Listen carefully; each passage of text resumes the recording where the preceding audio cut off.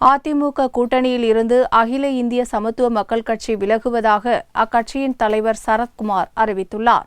அதிமுக கூட்டணியில் இடம் பிடித்து 2 எம்எல்ஏக்களுடன் வலம் வந்த சரத்குமார் தமிழக அரசையும் அரசு சார்ந்த திட்டங்களை பாராட்டியும் முதல்வரிடம் நல்ல பெயர் எடுத்து வந்தார். பின்னர் சரத்குமாரை ஜெயலலிதா ஒதுக்க ஆரம்பித்தார். சமீபத்தில் நடந்து முடிந்த நடிகர் சங்க தேர்தலில் ஜெயலலிதா சரத்குமாரை முற்றிலும் கைகழுவிவிட்டார். இதனால் சரத்குமார் அதிர்ச்சி அடைந்ததோடு தனது கட்சி எம்எல்ஏவான எர்ணாவூர் நாராயணனை அதிமுகவுக்கு எதிராக பேசும்படி கூறியதை அடுத்து அவர் கட்சியிலிருந்து விலகினார். மேலும் அவரது கட்சியில் இருந்த பொதுச் செயலாளர் மகளிரணி துணைச் செயலாளர் மாவட்ட செயலாளர்கள் என கட்சி பிரமுகர்கள் பலரும் கட்சியை விட்டு கூண்டோடு விலகினர். இந்நிலையில் நாகர்கோவிலில் சமத்துவ மக்கள் கட்சியின் செயல் வீரர்கள் கூட்டம் ஞாயிறன்று நடைபெற்றது. இக்கூட்டத்தில் சரத்குமார் கலந்து கொண்டு உரையாற்றினார். அப்போது சட்டசபை தேர்தலில் அதிமுகவுடன் கூட்டணி கிடையாது என்றும் அதிமுக கூட்டணியில் இருந்து சமத்துவ மக்கள் கட்சி விலகுகிறது என்றும் தெரிவித்தார். அத்துடன் அதிமுக கூட்டணி தர்மத்தை கடைபிடிக்கவில்லை என்றும் அதிமுக தன்னை கறிவேப்பிலை போன்று பயன்படுத்திக் கொண்டது என்றும் தேர்தலில் அதிக இடங்கள் அளித்தாலும் இனி அதிமுகவுடன் கூட்டணி என்ற பேச்சுக்கே இடமில்லை என்றார். இதனையடுத்து திங்கட்கிழமை தனது எம்எல்ஏ பதவியை ராஜினாமா செய்ய இருப்பதாக கூறப்படுகிறது.